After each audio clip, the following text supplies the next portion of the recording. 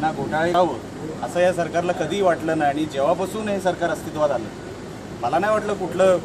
कुठल्या समाजासाठी किंवा कोणाच्या हितासाठी लोकांसाठी कधी या सरकारने कधी कुठलं पाऊल उचललं असेल आणि म्हणून या सरकारकडून काय अपेक्षाही नाही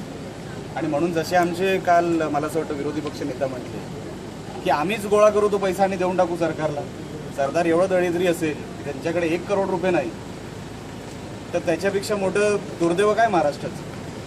ज्याला जगाने उचलून धरला अशा बाबासाहेब आंबेडकरांना त्यांच्या कुठल्या गोष्टीसाठी ह्या सरकारकडे पैसा नसेल तर सरकारला लाज वाटलं तर सोडूनच द्यावं आम्हीच पैसे गोळा करून देऊ आता हीच परिस्थिती आली महाराष्ट्रावर कारण का कोणालाच द्यायकडे यांच्याकडे पैसे नाही ना शेतकऱ्यांसाठी पैसे आहेत ना पॅकेजसाठी पैसे आहेत ना विजेचा म्हणजे नेमकं चाललंय कोणासाठी सरकार चाललंय हेच आम्हाला अजूनपर्यंत कळत नाही म्हणून यांच्याकडून काय अपेक्षा ठेवणंही काही योग्य नाही चौकटीकरणाचा विषय म्हणाला वेगळा कट आणि नेमकं याच्यासाठी म्हणजे जे काय माझ्या कानावर आलं ते अतिशय भयानक आहे काही लोक माझ्याकडे आले की साहेब हे जे काय सगळं चाललंय चौपदरीकरणाची जी काय मार्किंग झाली आणि त्याच्या आजूबाजूच्या जेवढ्या जमिनी आहेत ते शिवसेनेचे काही लोक त्याच्या मागे पडले आता त्याच्यामध्ये खासदार असेल पालकमंत्री असेल किंवा काही आमदार असेल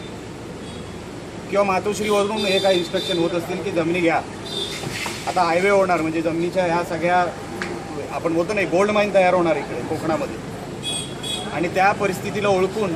हे सगळे जेवढे पण खासदार आमदार हे कोणाच्या निदर्शनावर होते मला माहीत नाही कदाचित वरतून मातोश्रीवर होत असेल कारण का जमिनीवर त्यांचा नेहमी डोळा असतो आणि म्हणून हे सगळं भयानक आहे उद्या कोकणाच्या ओरावर उठणार आहे आणि म्हणून हे सगळं जागच्या जागीच थांबावं याच्यासाठी मी पाऊल पुढे टाकलेलं आहे येणाऱ्या काही दिवसामध्ये जशी माहिती माझ्याकडे येईल ती नावंही मी जाहीर केली थँक्यू.